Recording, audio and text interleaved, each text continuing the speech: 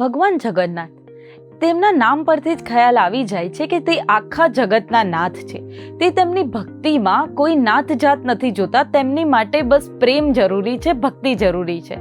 તો ચાલો આજે એવા એક અદ્ભુત ભક્તની વાત કરીશું જેમની ભક્તિથી ભગવાનનો રથ પણ રોકાઈ ગયો હતો. આ વાર્તા છે એક મુસ્લિમ ભક્ત અને જગન્નાથજીના અલૌકિક જોડાણની.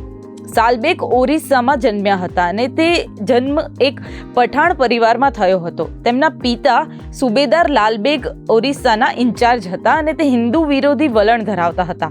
સાલબેગની માતા પુરી જિલ્લાના એક ગામના હિન્દુ હતા. સુલતાન જહાંગીરે લાલબેગને 1608માં ઓરિસ્સાના સુબેદાર તરીકે નિયુક્ત કર્યા હતા અને તેઓ પોતે પણ યુદ્ધમાં ઇજાગ્રસ્ત થયા હતા. સાલબેગ પણ 1620થી 1622ની લડાઈમાં ઇજાગ્રસ્ત થયા હતા અને તે સમયે ઓરિસ્સાનો સુબેદાર મિર્ઝા અહેમદ બેગ ખૂબ જ અત્યાચારી હતો. તેણે જગન્નાથજી મંદિર પર નુકસાન પહોંચાડ્યું હતું.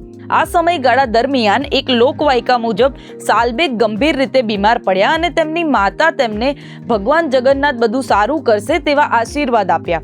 ત્યારબાદ સાલબેગને સ્વપ્ન આવ્યું કે શ્રી જગન્નાથ ભગવાન તેમની બાજુમાં બેઠા છે અને બીજી જ સવારે તેમની તબિયતમાં સુધારો થવા લાગ્યો. તેમણે પોતાની માતાને આ સ્વપ્ન વિશે વાત કરી અને આ ઘટના સાથે જ તેમના જીવનમાં એક અલગ જ પરિવર્તન આવી ગયું. સાલબેગ ભગવાન જગન્નાથના દર્શન કરવા પૂરી ગયા હતા, પરંતુ તે વિધર્મી હોવાના કારણે તેમને મંદિરમાં પ્રવેશ મળ્યો નહીં. જોકે આ ઘટના પછી જ્યારે રથયાત્રા નીકળી ત્યારે સાલબેગની ઝૂંપડી સામે આવતા જ રથ અટકી ગયો અને ઘણું જોર લગાવ્યું છતાં આ રથ આગળ વધ્યો નહીં. ત્યારે ભગવાને પૂજારીઓને અંદેશો કર્યો કે સાલબેગને બોલાવો. ત્યારે સાલબેગે આવીને ત્યાં ભગવાનની સ્તુતિ કરી અને ત્યારબાદ જ રથ આગળ વધ્યો.